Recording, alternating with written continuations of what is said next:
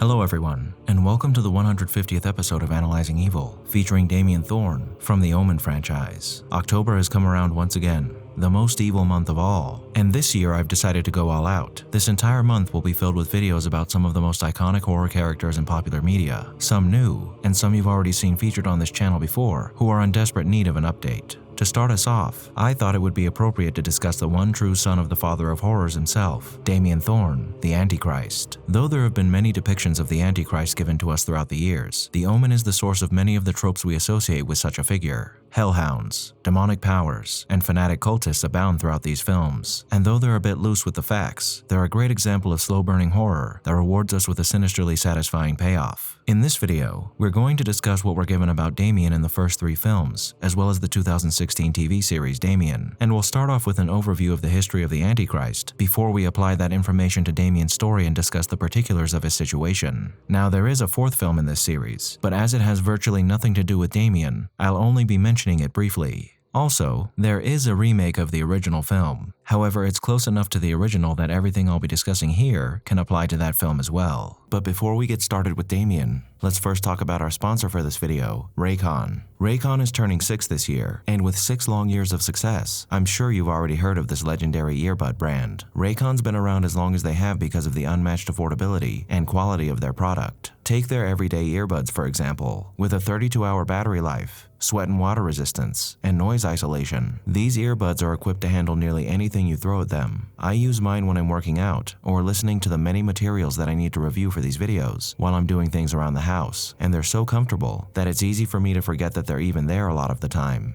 You can't get a better bang for your buck when it comes to earbuds. And to make that even more true, Raycon is offering 20 to 40% off of their products site-wide in honor of their 6th anniversary. So click the link down below or go to buyraycon.com/TVE and use the code BIRTHDAY to support this channel and celebrate with Raycon by getting an incredible deal on your favorite new earbuds. That's buyraycon.com/TVE and the promo code BIRTHDAY to get 20 to 40% off of your purchase. Thank you, Raycon, for sponsoring this video.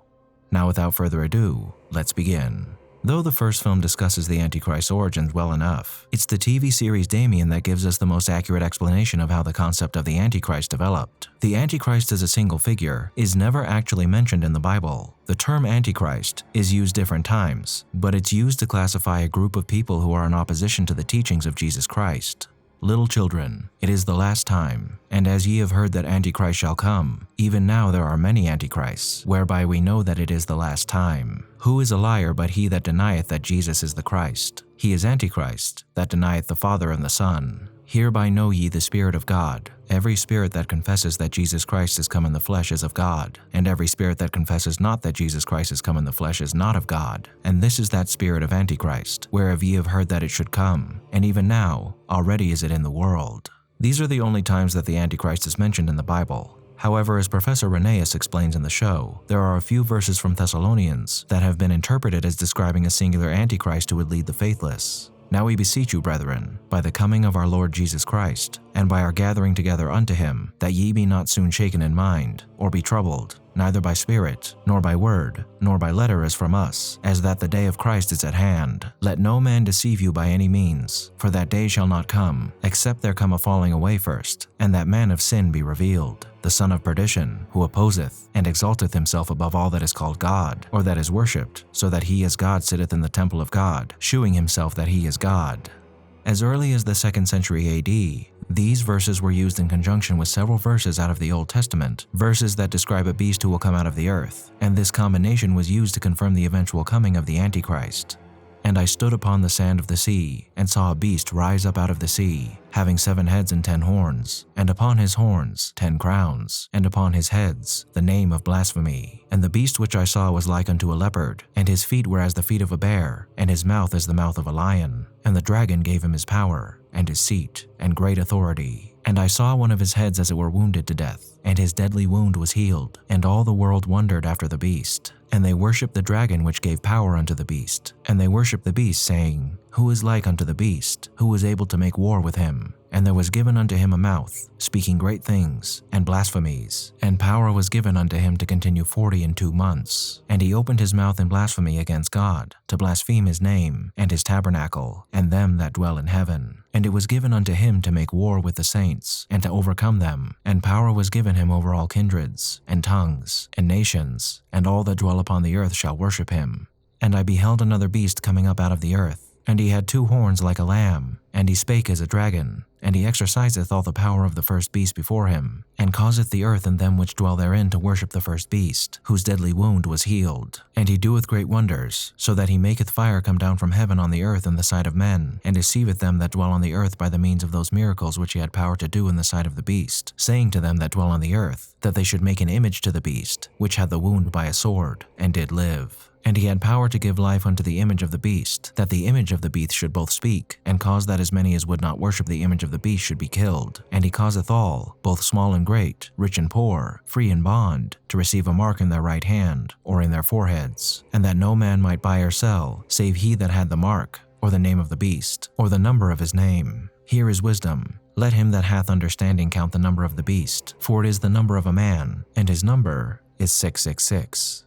So it is through these verses that the term Antichrist originates, and this is how it came to be associated with the coming of one unholy force who will herald Armageddon and the second coming of Jesus. And throughout the long centuries of our history following the death of Jesus, there have been many different interpretations put forth as to who that would be, where he would come from, and when he would arrive. Early texts identify the Roman Emperor Nero as the Antichrist. Some believe that it will be the last pope, or that it's the papacy itself that embodies the Antichrist. But alongside these supposed non-fiction interpretations of the nature of the Antichrist, there have been dozens of fictional ones, which brings us to the subject of our video, Damien Thorn. Unlike a human, Damien was very literally born evil. The dark spirit of the Antichrist that lies within the body of Damien Thorn was manifested upon this earth on June 6th at 6 a.m. in Rome, Italy, under a comet that took the image of the Star of Bethlehem. Damien was nurtured in the belly of a jackal, his father, the one and only Satan, and the conspiracy to ensure this birth was successful, and the particulars of it unknown to anyone outside his chosen few, ensured the destruction or debilitation of everything and everyone that handled that cursed affair. The hospital and all records of Damien's birth were burned to the ground, and those involved with his birth are either dead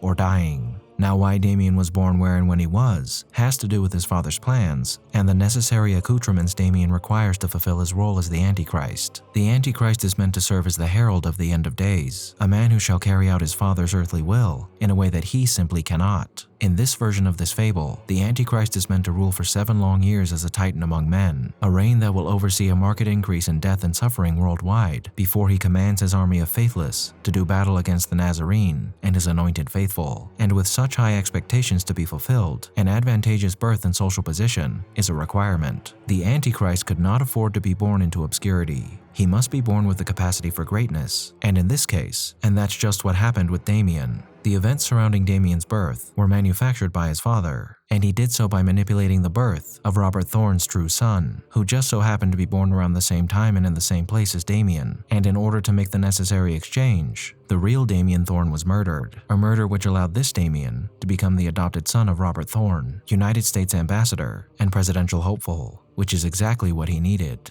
It's been said that the Antichrist would emerge out of the world of politics, and as the son of a powerful political persona, Damien would have access to one of the most powerful institutions in the world, the government of the United States, and through his father, he would have a secure pathway to one day obtaining the presidency for himself, a pulpit in the highest office in the world, from which Damien could pontificate and maneuver all the people of the earth into the grasp of his father. The only problem Damien had at the time of his birth was the uncertainty of his growth into adulthood. As the Antichrist, the power afforded him by his father makes him immune to all sorts of disease, poison, and injury, but many obstacles of a holy nature were present in Damien's road to his destiny, and in order to overcome them, he would need unholy help. So was sent to him Mrs. Balak, a scion of Satan, who would serve as a bulwark to any force that might try to thwart the ascension of her king. And along with her came a hound of hell that was poised to maul any such threat into oblivion. But more than any mortal woman, it was the power of the devil himself that allowed Damien to remain untouched, and the unholy power of the very origin of evil itself protected Damien from priests, would-be mothers, and other inquirers into his nature alike. Now, during the events of the first film, it would seem that young Damien is partially aware of his powers, but being the child he is, he's mostly rendered powerless, so it's Mrs. Balak who points Damien's powers towards their intended purpose, and it's his real father who supplements his lack of expertise in this area by murdering several people close to discovering the truth. However, the second film is where Damien first begins to understand the power at his disposal. his father is ever looking after him, which is evident in the murders of Aunt Marion and Joan Hart via a crow. But once Damian is told by Sergeant Neff to read chapter 13 of Revelations, he discovers his birthmark, the mark of the beast, and begins to understand what he truly is. Distraught at first, Damian comes to embrace his powers as he unleashes them on several people who are close to discovering the truth about him or who are interfering with the plans of his father, including his adopted brother, who might be the only person Damian is forced to kill that he actually cared for, as it's clear that he cared very little for his aunt and uncle, despite the fact that his aunt was on his side.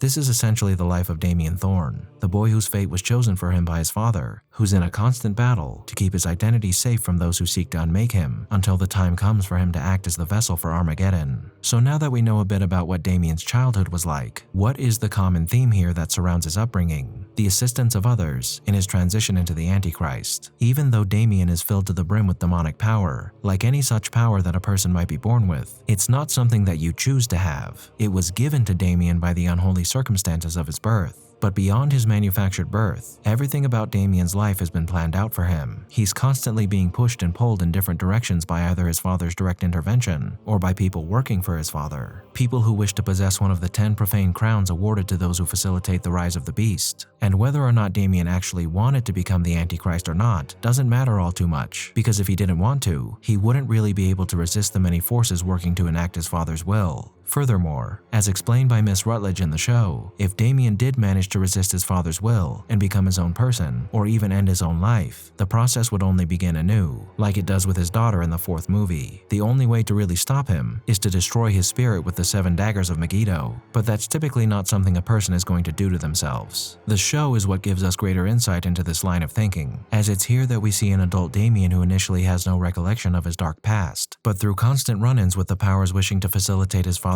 reign over the earth, as well as his own investigations, he discovers the truth of his origins. However, as any sane person would, Damien doesn't exactly believe that he's the Antichrist at first, and rather than simply eschewing the role placed upon him from birth, he's just trying to live a normal life. And to do so, he actively tries to distance himself from people like Rutledge and Lyons, who he believes are just simply insane. But unfortunately for this version of Damien, it appears that despite his best efforts, he can't escape his father's clutches. And though we don't know for certain, it looks like the future for this version of Damien is one of dominion over the earth, whether he likes it or not. Now, the other adult Damien that we're given in the 3rd film handles things a bit differently. Here we see that because of his adopted father's untimely death, Damien wasn't able to enter directly into politics, instead inheriting the wealth of Thorn Industries following his uncle's passing. And over the course of his tenure, he's transformed it into a global conglomerate that deals in everything from produce to nuclear weapons. At the time this film begins, the world has experienced an increase in strife and misery, a world that Damien has lorded over as head of its largest corporation for close to 7 years. 2 indicators that in this story point to the inevitable rebirth of Jesus, who Damien refers to as the Nazarene. After assuming his adopted father's previous position as ambassador to Great Britain so he could prepare for the coming of the final conflict, many people who are attempting to stop Damien or discover the truth of his origins perish via his dark powers, which includes the murder of several infant boys who were born on the day that Jesus was supposed to be born again. Damien never manages to find the right child though, and he ultimately perishes before an altar of God, as he was always destined to. As if Christian lore is to be believed, the Antichrist is always doomed to fail in the end, no matter how overwhelming his evil might be.